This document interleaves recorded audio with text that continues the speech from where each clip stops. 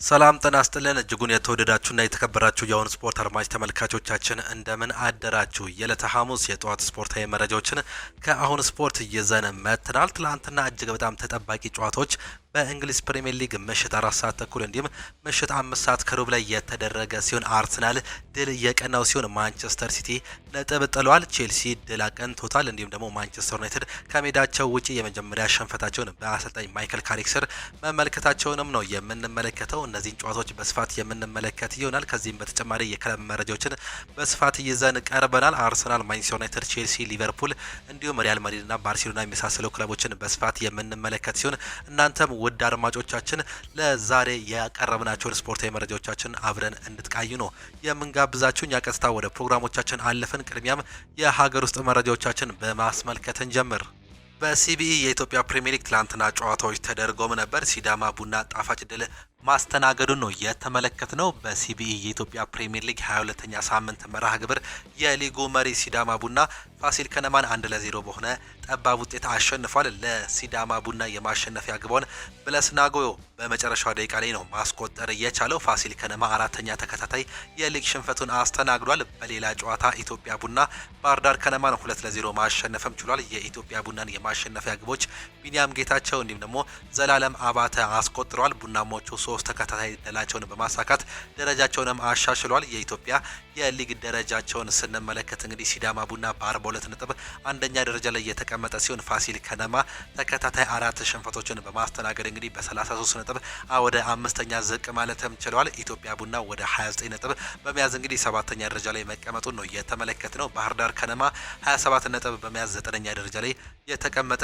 ሌላኛው ክለብ ነው። ሌላኛው የኢትዮጵያ ፕሪሚየር ሊግ ትላንትናም ቀጥሎ እየተካሄደ ሲሆን ኢትዮ ኤሌክትሪክ አርባ ምንጭን 4-1 በሆነ ሰፊ ውጤት አሸንፏል። የኢትዮ ኤሌክትሪክን ግቦች አቤል ሀብታሙ 2 ጎሎችን ያስቆጠረ ሲሆን ፓትሪክ ሲሞቤ እንዲሁም ደግሞ አንዋር በድሩ ጎሎችን አስቆጥረዋል። ለአርባ ምንጭ ከነማ የታገዙ ቦጋለ ብቸኛዋን ጎል ያስቆጠረም ተጫዋች ነው። በሌላ ጨዋታ ሐዋሳ ከነማ ከወላይታ ዲቻ ጋር ያደረጉትን ጨዋታ 1-1 በሆነ ውጤት አጠናቋል። የሐዋሳ ከነማን ግብ ብሩክ ታደሰ ሲያስቆጠር ቴዎድሮስ ታፈሰ ወላይታ ዲቻን አቻ ማድረግም ችሏል። የደረጃ ሰንጠረዣቸውን ስንመለከት ሐዋሳ ከነማ እንግዲህ በ37 ነጥብ ሁለተኛ ደረጃ ላይ መቀመጡ ነው የተመለከት ነው። ኢትዮ ኤሌክትሪክ በ31 ነጥብ 7ኛ፣ ወላይታ ዲቻ በ23 ነጥብ 18ኛ፣ አርባ ምንጭ ከነማ ደግሞ በ16 ነጥብ 20ኛ ደረጃ ላይ የተቀመጡ የኢትዮጵያ ፕሪሚየር ሊግ ክለቦች መሆናቸውንም ተመለከትን።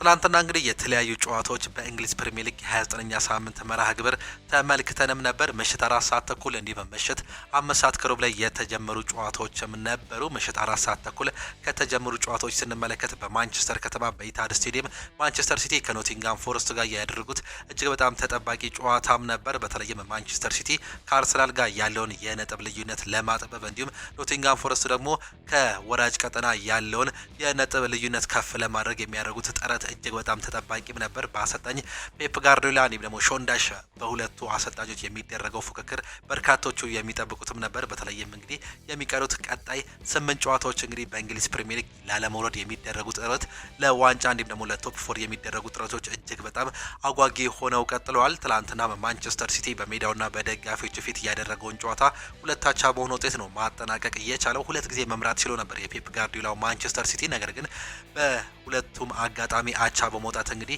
ነጥብ ጥሎ መውጣቱን ነው የተመለከትነው። ይህም ነጥብ መጣል ለአርሰናል እጅግ በጣም ሰፊ እድል ፈጥሮለታል። ትላንትና በ31ኛው ደቂቃ ላይ ከሪያን ቸርኪ የተሻገረለትን ኳስ አንቷን ሴሜንዮ በማስቆጠር 1-0 መምራት ቻለ። ነገር ግን በሁለተኛው አጋማሽ ሞርጋን ጊብስ ዋይት ከኢጎር ጆሲስ የተሻገረለትን ኳስ በማስቆጠር አቻ ማድረግም ችለውም ነበር። በ62ኛው ደቂቃ ላይ ሮድሪ ሁለተኛውን ጎል በማስቆጠር 2-1 መምራት ቢችሉም በ76ኛው ደቂቃ ላይ ኤሊዮት አንደርሰን በአሁኑ ሰዓት ላይ በማንቸስተር ሲቲ እንዲሁም ደግሞ በማንቸስተር ዩናይትድ የሚፈለገው ይህ ዲፌንሲቭ ሚድፊልደር እንግዲህ ጎል በማስቆጠር 2-1 በሆነ ውጤት እንዲጠናቀቁ መንስኤ መሆናል። በ96ኛው ደቂቃ ላይ አንቷን ሴሜንዮ እጅግ በጣም አስገራሚ ጎል ለማስቆጠር እንግዲህ ተቃርቦ ነበር። ነገር ግን እድል ሊቀናው አልቻለም። ትላንትና የፔፕ ጋርዲዮላው ሰራዊት በሜዳውና በደጋፊዎች ፊት ቦል ፖሰስ በማድረግ ኳስ በመቆጣጠር ብዙ ሙከራዎችን በማድረግ የተሻለ ቢሆንም ነገር ግን ሙሉ 3 ነጥብ መያዝም አልቻለም። 1 ነጥብ ተጋርቶ ማውጣትም ችሏል። 71% ኳስ መቆጣጠር ችሎ ነበር። 21 ሙከራዎችን ያደረገ ሲሆን 7 ኦን ታርጌቶችን መሞከርም ችሎ ነበር። ኖቲንጋም ፎረስት ክለብን ስንመለከት 29% ቦል ፖሰስ ያደረገ ሲሆን 9 ሙከራዎችን አድርገው 4 ኦን ታርጌት እንደነበሩ ነው በጨዋታው ላይ መመልከት የቻለው። ትላንትና እንግዲህ ማንቸስተር ሲቲ ያልተጠበቀ አቻ ውጤት ነው ማስመዝገብ የቻለው። ይህም እንግዲህ ከአርሰናል ጋር ያላቸውን የነጥብ ልዩነት ወደ 7 ከፍም አድርጎታል። ትላንትና አርሰናል ማሸነፉን ተከትሎ ማለት ነው።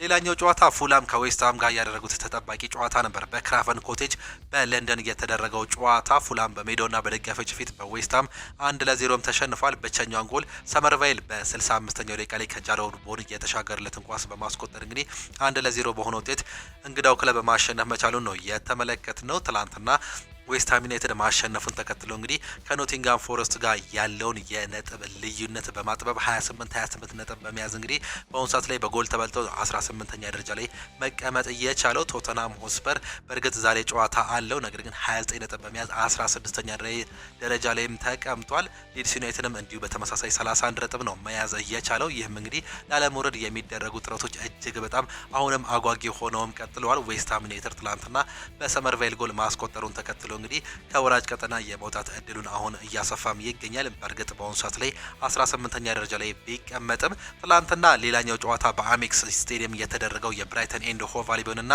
የአርሰናል ጨዋታ እጅግ በጣም ማራኪ ጨዋታ የተመለከትንበት አርሰናል አልሞት ባይ ተጋዳይ የሆነበትን ጨዋታ ተመልክተናል። 1-0 በሆነ ጠባብ ውጤት በማሸነፍ እንግዲህ አርሰናሎች በዚህ ዓመት ለዋንጫ ግስጋሴያቸው አሁን ያላቸውን የነጥብ ልዩነት ሰፋ ማድረግም ችሏል። ገና በ9ኛው ደቂቃ ላይ እንግዲህ ቡካዮ ሳካ ያስቆጠረው ኳል ጨዋታው ብቸኛ እንዲሁም ደግሞ የነጥብ የጨዋታውን ልዩነት የፈጠረ ጎል መሆኗን ነው መመልከትም የቻለው። ብራይተን ኤንድ ሆቭ አልቢዮኖች ትላንትና ብዙ ሙከራዎችን ለማድረግ ሲጥሩ ተመልክተንም ነበር። በሜዳቸውና በደጋፊዎች ፊት ብዙ ኳስ ፖሰስ ማድረግም ችለው ነበር።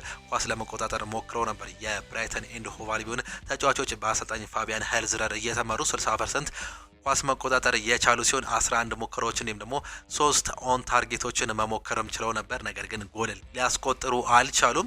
ሌላኛው አርሰናል ከሜዳቸው ውጪ እንግዲህ 40% ቦል ፖሰስ ያደረገ ሲሆን 7 ሙከራዎችን አድርገው 2 ኦን ታርጌት እንደነበሩ ነው የተመለከትነው። በዚህም ትላንትና ወሳኛን 3 ነጥብ በሜዳቸውና በደጋፊዎች ፊት ማሳካትም ችለዋል። ትላንትና እንግዲህ የተለያዩ ቅያሬዎችን በሁለተኛው አጋማሽ አሰልጣኝ ሚኬል አርቴታ አስመልክቶንም ነበር። በተለይም ጨዋታው በብራይተን ኤንድ ሆቭ አልቢዮን መቆጣጠሩን ተከትሎ እንግዲህ አንዳንድ ተጫዋቾችን በመቀየር ጨዋታውን እንዲሁ ወደ ራሱ ለመገልበጥ ሞክሮ ነበር። አንደኛው ቪክተር ዮኮሬሽን በማስወጣት ካይ ሃቨርትን ማስገባት ነበር የመጀመሪያው ውሳኔ። እንዲሁም ጋብሪኤል ማርቲኔሊን በማስወጣት ሊያንድሮ ትሮዛርድን ማስገባት፣ ሌላኛው ክሪስቲያን ሞስኬራን በማስወጣት ደግሞ ሪካርዶ ካላፊዮሪን ተክቶም ነበር። ፔሮ ሂንካፔ ወደ ሌላኛው የመሃል ተከላካይነት እንዲሁ በጣምራነት የተጫወተ ተጫዋች እንደነበር ከሪካርዶ ካላፊዮሪ መግባት በኋላም እንዲሁ ተመልክተንም ነበር። ክሪስቲያን ኖርጋርድንም በማርቲን ዙቤሜንዲ የቀየረበትን አጋጣሚ ተመልክተናል። ትላንትና በብራይተን በኩል የተለያዩ ቅያሬዎችን ተመልክተናል። ያንኩባ ሚንቴ በመግባት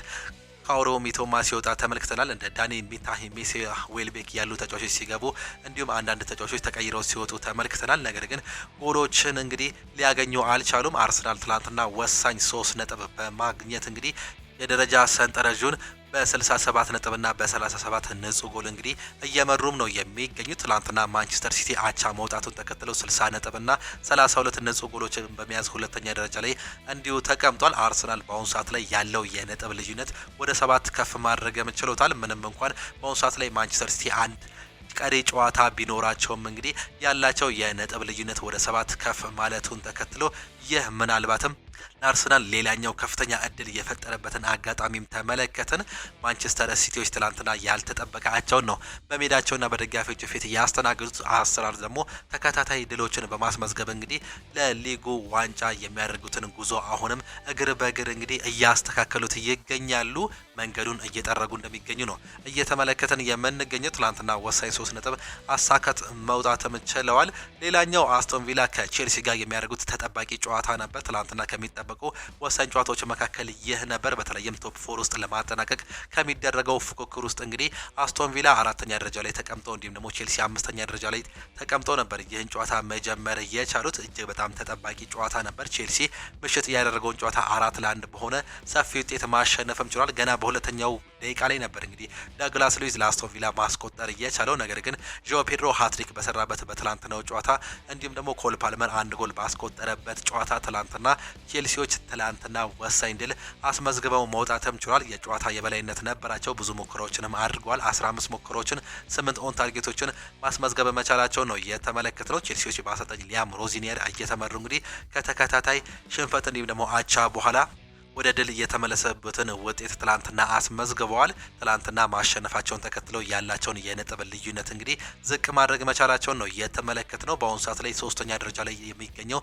ማንቸስተር ዩናይትድ ነው በ51 ነጥብና በ11 ንጹህ ጎሎች። ትላንትና መሸነፉን ተከትለው በዛው ነጥብ ነው መቆየት የቻለው። አስቶን ቪላን በተመሳሳይ 51 ነጥብና 5 ንጹህ ጎል የያዘ ሲሆን ቼልሲ ትላንትና 3 ነጥብ በማግኘት እንግዲህ 48 ነጥብና 19 ንጹህ ጎል በማግኘት አምስተኛ ደረጃ ላይ ተቀምጧል። ሊቨርፑል 48 ነጥብ በመያዝ እንግዲህ ስድስተኛ ደረጃ ላይ የተቀመጠ ሌላኛው ክለብ ነው። ሊቨርፑል በወልቨርሃምፕተን መሸነፉን እናስታውሳለን። ትላንትና ወሳኝ ነጥብ ያሳኩት የሊያም ሮዚኒየር ቼልሲዎች እንግዲህ ቶፕ 4 ውስጥ ለማጠናቀቅ የሚያደርጉትን ጥረት አሁንም ከፍ እያደረጉም ይገኛሉ። በትላንትናው ጨዋታ ላይ በ79ኛው ደቂቃ ላይ ዌስሊ ፎፋና በቼልሲ በኩል በ46ኛው ደቂቃ ላይ ደግሞ ማቴ ካሽ በአስቶን ቪላ በኩል በጉዳት ምክንያት ተቀይረው እየወጡ ተጫዋቾች መሆናቸውንም ተመለከትን።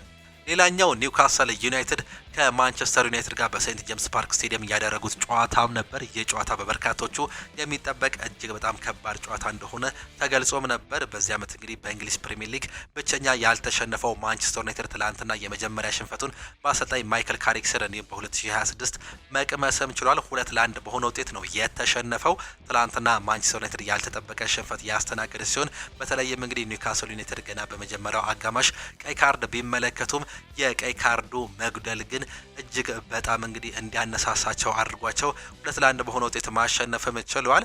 ገና በ46ኛው ደቂቃ ላይ አንቶኒ ጎርደን በፔናልቲ በማስቆጠሩ ምክንያት 1-0 መምራትም ቻሉ። አንቶኒ ጎርደን እንግዲህ ይህንን ፔናልቲ ሲያስቆጥር የተገኘችዋን በተለይም ብሩኖ ፈርናንዴዝ አንቶኒ ጎርደንን መጠለፉን ተከትሎም ነበር። ግን ከ3 ደቂቃዎች በኋላ ብሩኖ ፈርናንዴዝ አሲስት ያደረገውን ኳስ ካሴሚሮ በግንባር በማስቆጠር አንዳቻ ማድረግም ቻሉ። የመጀመሪያው አጋማሽ በዚሁ ተጠናቀቀ። በሁለተኛው አጋማሽ ሁለቱም ክለቦች የተለያዩ ሙከራዎችን ለማድረግ ጥረት ሲያደርጉ ተመልክተንም ነበር። ነገር ግን ሁለቱም ክለቦች እንግዲህ እስከ 90ኛው ደቂቃ ላይ ጎሎችን አላስቆጠሩም። ተቀይሮ የገባው ዩዊል ኦስላ በ90ኛው ደቂቃ ላይ ከኬራን ትሪፒየር እየተሻገረለትን ኳስ በማስቆጠር እንግዲህ ወሳኛዋን 3 ነጥብ ለኒውካስል ዩናይትድ ማስገኘትም ችሏል። ማንቸስተር ዩናይትድ ትላንትና እንግዲህ ያልተጠበቀ ነገር ነው ያጋጠመው። ምንም እንኳን በ45ኛው ደቂቃ ላይ ጃኮብ ራምሴ በሁለተኛ ቢጫ ካርድ በቀይ ካርድ መውጣት ቢችልም በሁለተኛው አጋማሽ ሙሉ የጨዋታ የበላይነት ይኖራል ተብሎ ተጠብቆም ነበር። ነገር ግን ይህንን በማንቸስተር ዩናይትድ ቤት አልተመለከትነውም። በዚህም የተነሳ በ61ኛው ደቂቃ ላይ የተለያዩ ቅያሬዎችን አድርጎ ጨዋታውን ለመቀየር አሰልጣኝ ማይክል ካሪክ ዲያጎ ዳሎን በማስገባት ሉክ ሾውን አስወጣ። ማኑኤል ኡጋርቴን በማስገባት ደግሞ ካርሎስ ካሴሚሮን ቀይሮ ማስወጣትም ችሎ ነበር። እንዲሁም በ76ኛው ደቂቃ ላይ አማድ ዲያሎና ጆሹዋ ዚርክሲን በማስገባት ኮቤ ማይኖና ብሪያን መቤሞን ማስወጣት ችለው ነበር። ነገር ግን ይህ ሁሉ ቅያሬ በማንቸስተር ዩናይትድ ቤት እንግዲህ ፍሬ ማፍራት አልቻለም። ኑሴር ማዝራዊ ትላንትና ሌላኛው ከማንቸስተር ዩናይትድ በጉዳት ምክንያት ተቀይሮ እየወጣ ተጫዋች መሆኑን ነው የተመለከትነው።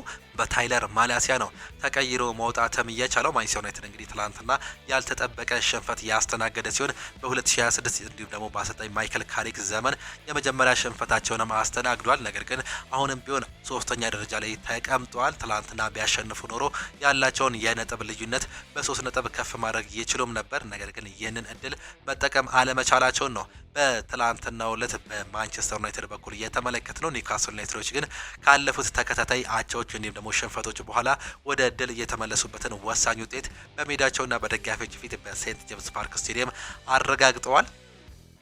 በስፔን ላሊጋም የተደረገ ጨዋታ ነበር። ራዮ ቫይካኖ ሪያል ኦቪዲዮን 3-0 በሆነ ውጤት አሸንፏል። በኮፓ ዴላሬ ሪያል ሶሲዳድ አትሌቲኮ ቢልባውን እንዲሁ 1-0 ያሸነፈበትን ውጤት ነው መመልከትም የቻለው። በአጠቃላይ 2-0 አግሪጌት በማሸነፍ እንግዲህ ወደ ቀጣዩ ማለፍ መቻላቸውንም ተመለከትን። በጀርመን ቡንደስሊጋ ባየር ሊቨርኩሰን ሃምበርገርን ከሜዳቸው ውጪ ያሸነፉ ሲሆን በኮፓ ኢታሊያ ላዚዮ ከአታላንታ 2-2 በሆነ ውጤት አጠናቋል። በኮፓ ዴ ፍራንስ ሎረንት ከኒስ ጋር ያደረጉትን ጨዋታ እንግዲህ በፔናልቲ ኒስ 5-6 በሆነ ውጤት ያሸነፈ ሲሆን ኦሎምፒክ ዴ ማርሴይ ከቱሎስ ጋር ያደረጉትን ጨዋታ በተመሳሳይ በፔናልቲ ነው የተጠናቀቀው። ሁለት አቻ በሆነ ውጤት ሙሉ 90 ደቂቃው ከተጠናቀቀ በኋላ ቱሎስ ኦሎምፒክ ዴ ማርሴይን 4-3 በሆነ ውጤት በማሸነፍ እንግዲህ ወደ ቀጣዩ ዙር ያለፉበትን ውጤት ትላንትናም ተመለከትን። ዛሬም አንድ የእንግሊዝ ፕሪሚየር ሊግ በ29ኛ ሳምንት መርሃ ግብር ይካሄዳል። ቶተናም ሆትስፐር በሜዳውና በደጋፊዎች ፊት በቶተናም ስቴዲየም ክሪስታል ፓላስን የሚያስተናግድበት ሌላኛው ተጠባቂ ጨዋታም ያደርገዋል። ቶተናም ሆትስፐር ተከታታይ 4 ሽንፈቶችን ካስተናገደ በኋላ ወደ ድል የሚያደርገው ጉዞ ነው በሜዳውና በደጋፊዎች ፊት ዛሬ የምንመለከተው።